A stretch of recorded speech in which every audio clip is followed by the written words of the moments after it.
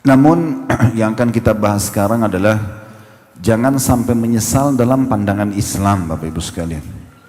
Penyesalan ini memang ada, potensi dalam diri kita yang Allah ciptakan, tetapi diatur alurnya. Penyesalan yang dibolehkan dalam Islam dan harus kita punya kepedulian secara khusus, yaitu penyesalan dalam dua hal. Yang pertama, kalau kita tidak sempat mengerjakan amal saleh. Kalau Bapak Ibu misalnya luput darinya satu kesempatan ibadah, tidak usah bicara wajib, yang sunnah saja sudah semestinya kita menyesal. Contoh misalnya semalam nggak bangun sholat tahajud, maka harusnya kita tanamkan penyesalan dalam diri kita. Kenapa? Karena peluang itu tidak akan terulang. Mungkin Anda mengatakan, Ustaz, tapi kan kalau saya tidak sholat tadi malam, saya bisa sholat nanti malam. Jawabannya iya. Tetapi tetap saja buku amal Anda semalam kosong dari sholat malam dan tidak bisa kita perbaikin. Sekali luput satu jenis amal soleh, hitungan detik saja dari kita, maka tidak mungkin kita perbaiki. Saya berbagi sebuah pengalaman Bapak Ibu sekalian. Satu waktu saya pernah kedatangan tamu di Jakarta di rumah. Kemudian kami ngobrol-ngobrol. Waktu itu saya sempat luput mengikuti perkembangan berubahnya jam sholat. Biasanya maksimal di Jakarta itu 12.10 azan maksimal. Dia bisa mundur sampai jam 11.35, 11.40 gitu ya, tergantung dari musim. Satu waktu transisi dari 12.10 mundur 5 menit, mundur 5 menit biasanya sampai nanti ke setengah 12 atau lebih sedikit. Saya luput dari itu. Kebetulan juga masjid dekat rumah, mikrofonnya lagi mati gitu. Maka ada tamu datang, saya melihat jam 12, oh masih ada 10 menit, bisa ngobrol gitu. Saya dengarkan keluh kesahnya dan apa yang ditanyakan oleh saudara kita ini. Sampai jam 12.10 saya belum dengarkan azan. Maka saya bilang sama tamu saya, kita ke masjid saja. Pas tiba di masjid, subhanallah, kami temukan imamnya sudah sujud di rakaat pertama. Waktu itu, Bapak Ibu sekalian, karena saya terapkan teori ini, saya harus tanamkan dalam diri saya penyesalan. Kalau luput dari saya sebuah ibadah, maka sambil kaki saya melangkah ke masjid masuk ke saf, saya sangat menyesal.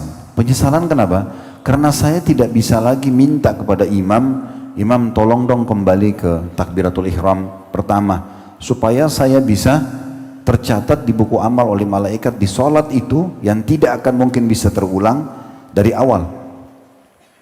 Karena kalau sekali luput seperti itu akan dicatat, Khalid ini di waktu duhur, di sholat itu, di hari itu telah masbuk 1 rakaat, dan pasti akan berbeda antara pahala saya dengan orang yang tidak masbuk.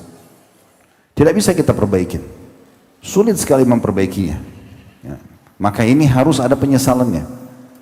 Makanya Abdullah bin Umar radhiyallahu anhu dikatakan kalau luput dari beliau satu kali sholat berjamaah di masjid saja, maka beliau menggantinya dengan semalam suntuk sholat malam sebagai penebusnya.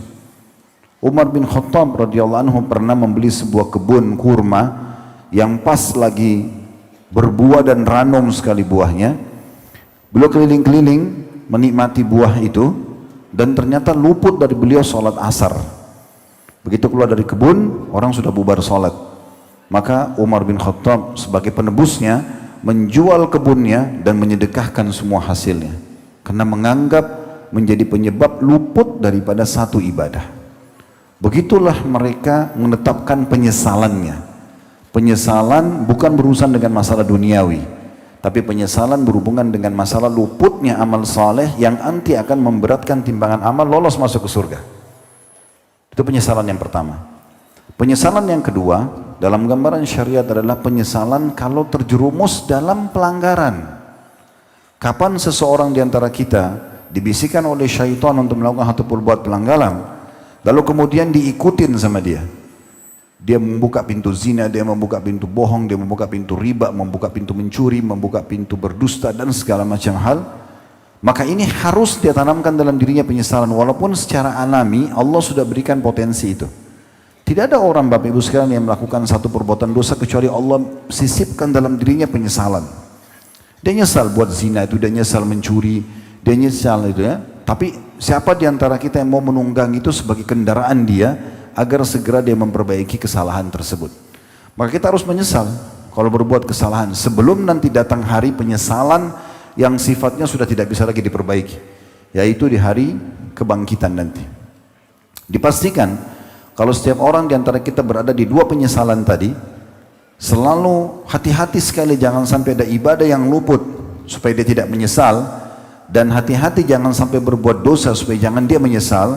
Maka dipastikan dengan izin Allah Subhanahu wa taala dia berada di satu rel yang benar, dan dipastikan di dunia akan mendapatkan apa yang telah Allah jaminkan, kebahagiaan karena dia beriman dan beramal saleh, dan juga di akhirat dia akan dapat balasan maksimal.